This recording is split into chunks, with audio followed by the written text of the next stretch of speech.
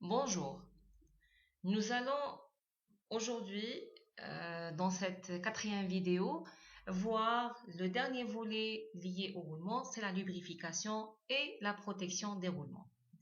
Pourquoi lubrifier un roulement? Eh bien, pour la simple raison qu'on doit lui faciliter ses mouvements. Cette lubrification peut se faire à l'huile ou à la graisse.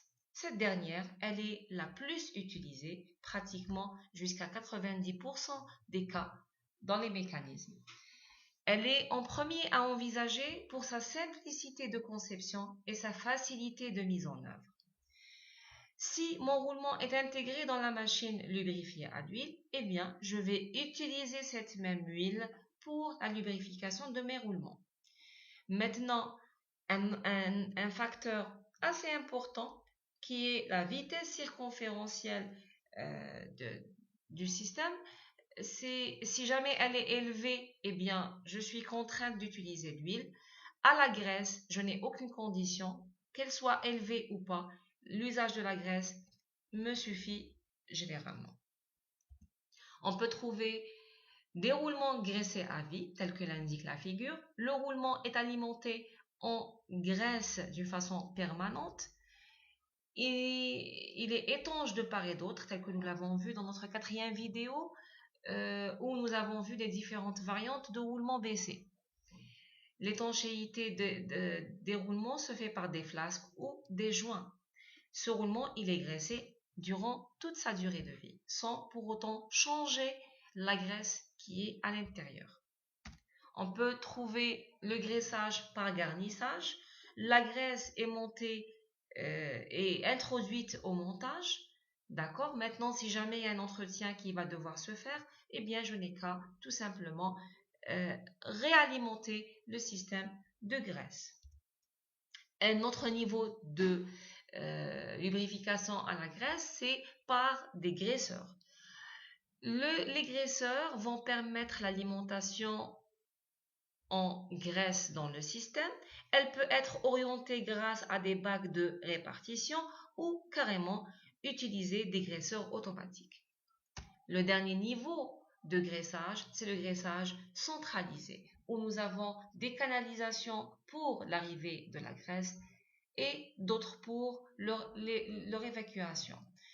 Maintenant, pour ce cas particulier, eh bien, l'intervention de l'homme n'est pas du tout nécessaire. La lubrification à l'huile, telle que nous l'avons dit, elle est réservée pour les machines qui sont déjà alimentées en huile. Donc, cette même huile va être intégrée pour la lubrification de nos roulements. L'introduction de l'huile par des bouchons de remplissage. On doit penser à la vidange, donc changer l'huile lorsque nous avons des interventions par des vis de vidange. D'accord?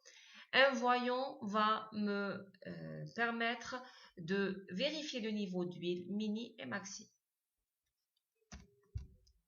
La lubrification par huile à l'huile peut se faire par bain et ruissellement. Elle peut être canalisée pour être orientée vers le roulement, d'accord? Ou carrément, on peut avoir la lubrification par circulation d'huile grâce à des canalisations d'arrivée et d'évacuation d'huile. On peut avoir une circulation d'huile avec un jet orienté vers le roulement, d'accord? Et on aura par effet de pompage pour les roulements asymétriques, l'orientation de l'huile vers les éléments roulants. Pour un bon fonctionnement correct et durable des roulements, il est nécessaire d'assurer une atmosphère saine. On doit protéger le roulement contre les poussières abrasives, l'eau et sa vapeur, les fluides corrosifs, etc. Pour cela, on doit choisir un dispositif d'étanchéité qui va dépendre de la nature de lubrifiant utilisé, est-ce de la graisse ou de l'huile, afin qu'il ne puisse donc sortir du système. On doit également, ceci dépend aussi du milieu ambiant, et puis de la vitesse de rotation, la vitesse circonférentielle. Je vais vous exposer les cas les plus usuels dans la protection des roulements. Le cas le plus fréquent, c'est le joint à lèvres. C'est le joint à frottement radial. D'accord? On peut le trouver à une seule lèvre, on peut le trouver à double lèvre. Celui à une seule lèvre peut se trouver sous deux variantes. La lèvre, cette lèvre-là, qui contient juste au-dessus un petit ressort, d'accord? Elle est orientée vers l'extérieur. Regardez son symbole. Celle-ci, elle est orientée vers l'intérieur. Voici son symbole. Eh bien, l'une va empêcher les impuretés de pénétrer dans le système. Celle-ci va empêcher la fuite du lubrifiant vers l'extérieur. Un joint à double lèvre fera l'affaire. Donc, pour empêcher les impuretés et arrêter la sortie du lubrifiant. Vous pouvez trouver ce symbole, d'accord? Donc, c'est des traits inclinés ou sinon qui seront orientés par de petites flèches. Ce type de joint ne supporte pas les poussières abrasives ni les vitesses circonférentielles élevées. Avec de la graisse comme lubrifiant et pour toute vitesse, on peut utiliser des dispositifs sans frottement pour ce cas de figure. Donc, on peut utiliser des passages étroits, tels que des déflecteurs simples, des déflecteurs ou des rondelles Z. Des passages étroits, donc simples usinés, ils vont suffire pour des milieux ambiants propres. Donc, c'est conditionnel. La protection des roulements peut se faire également si le milieu devient sale par des rainures annulaires, telles que l'indiquent la figure 5. D'accord?